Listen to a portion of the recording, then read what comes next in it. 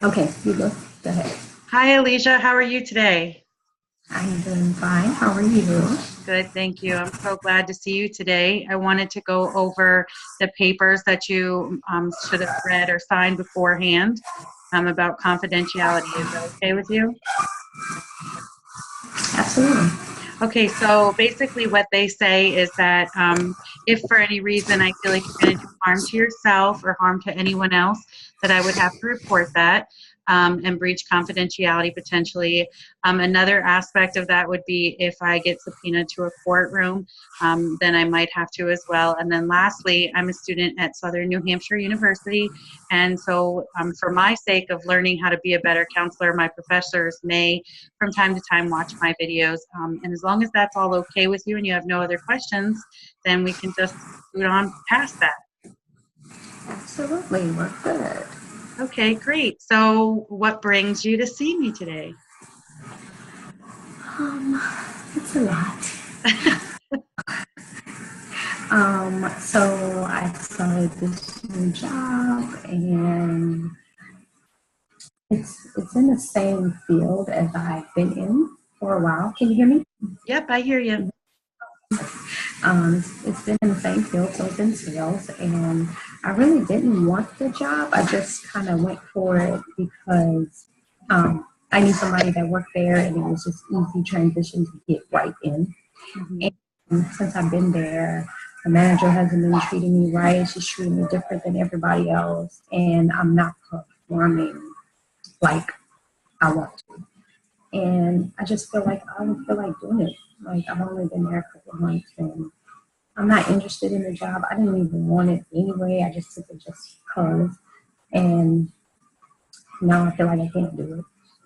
So I'm feeling like I want to quit. And just because I mean, I'm usually good at sales, but good at the job. And I don't know why.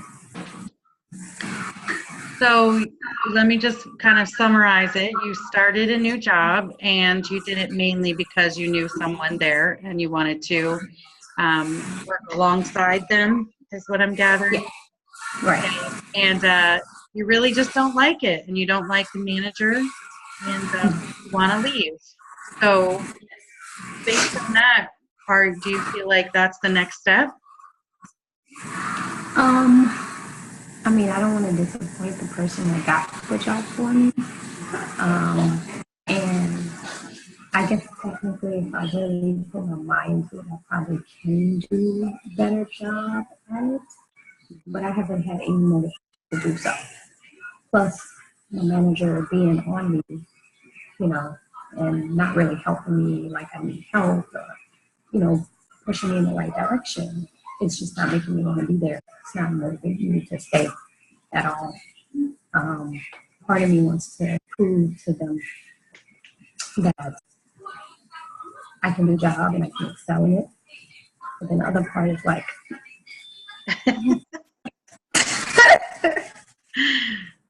So I'm I'm hearing all over the that place. I don't know what to do. first off, you're a little bit worried about disappointing your friend, and that's a big concern. And secondly, you do now want to basically tell this manager, I can do this. You don't know what you're talking about. You just don't really care enough. Yeah, I think that's what it is. It's like I don't know if I should just do it to prove them wrong or if I should just leave, you know. But if leaving gives them a satisfaction of like I told you, she didn't, you know. Hmm. So it's just a little frustrating. Tell me about the friend that works there. Um, I actually sold her apartment. um, the lease apartment. So um, we became real good friends because of that. And because she works for this large company, she knew I was ready to leave the current job at that time. And she's like, I can get you on. You're good at sales. You sold me something, so you must be good. And she's a manager over there. So just was able to get right in. And I would have preferred to work for her Mhm. over the person I'm working for now. So So it's um, frustrating.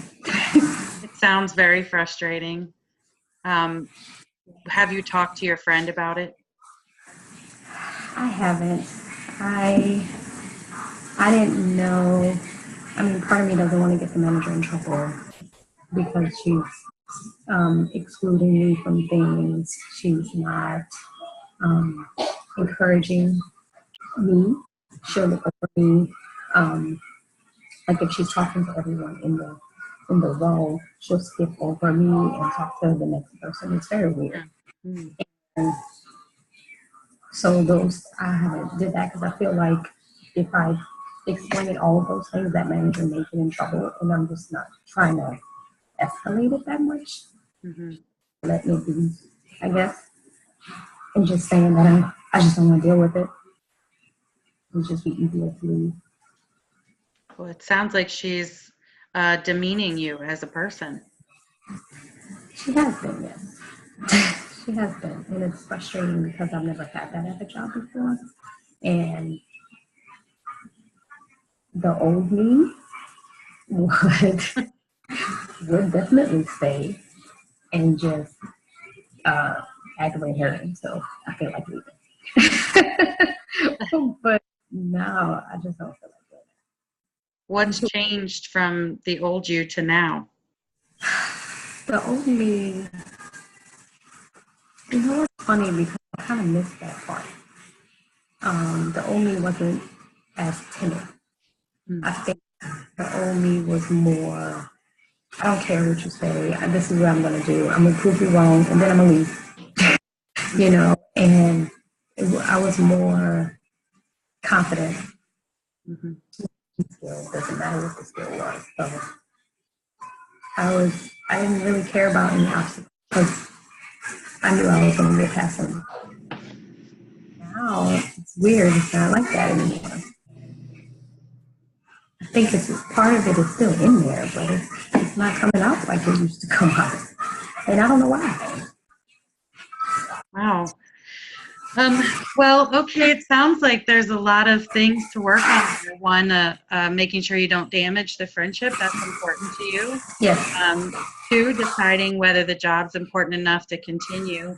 And it seems like you've lost a part of you for one reason or another. And I'm hoping that next week when we have a next session, we can cement down one of those things and start working on maybe some coping skills at work or figuring out a way to yes, talk to your friend. And I look forward to talking to you again next week. absolutely. Thank you very much. Thank you so much. Have a nice night. You too. Hi. Can you hear me? Yes, I hear you. Oh, okay. Hi, Laura. How are you doing today? Good. How are you? I'm doing well. I actually just wanted to go over some consent first before we get started.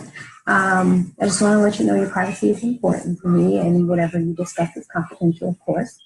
I must advise that it is my duty to report suicidal, homicidal attempt. It's also my duty to protect children, senior citizens, and people with disabilities. And right now, I'm currently a student at Southern New Hampshire University and under supervision, so they may require video recording or so with my sessions. Is that okay for you? Yes, that's good. Good. Okay. What brings you into speaking? Well, so I lost my job about a week ago, and it's been really upsetting because I worked at a school for 5 years, and I wanted to stay, but there was some confusion, and they went ahead and interviewed another teacher, and then even though they knew I wanted to stay, they hired that teacher instead.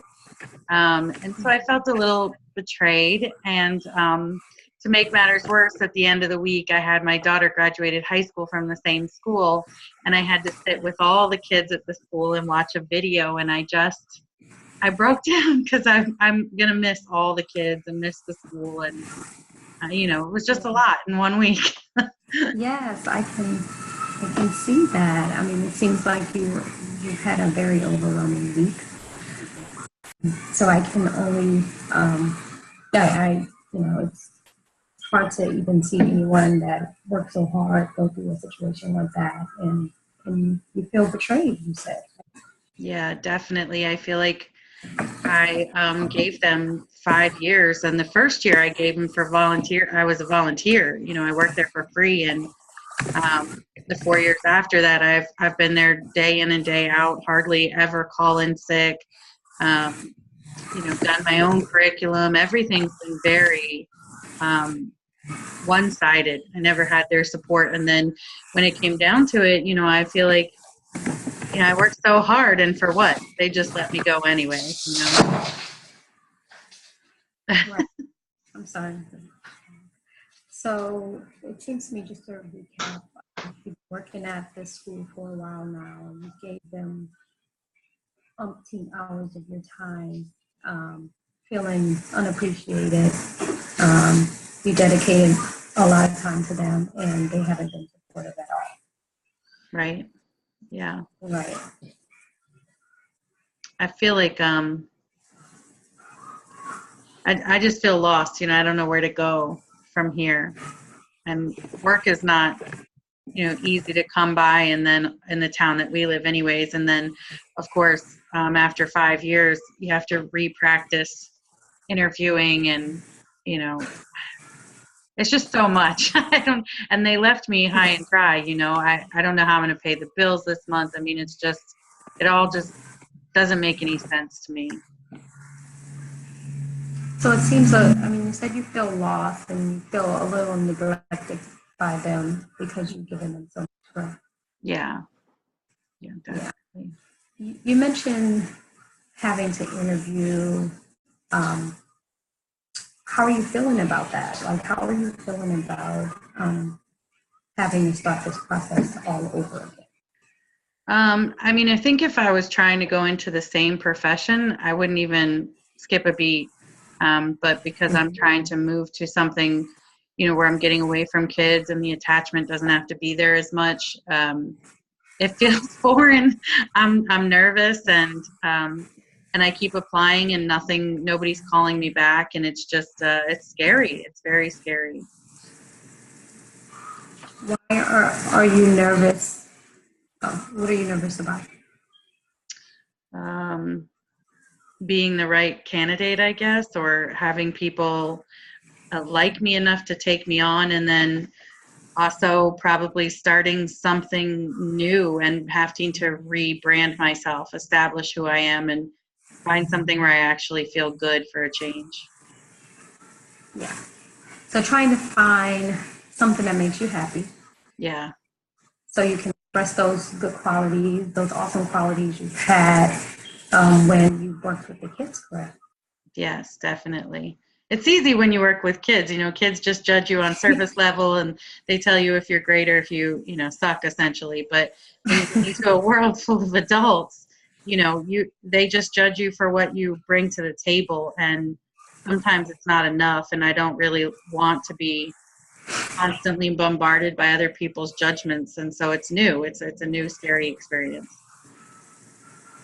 No, I understand that. That's understandable. I think, so just to recall, going into this new, maybe this new position, feeling a little nervous and not as confident Mhm. because of work with adults opposed to working with children, and the way, you know, have the way adults may have treated. Have you had issues with adults treating you a certain way before to make you think that they would treat you this way now?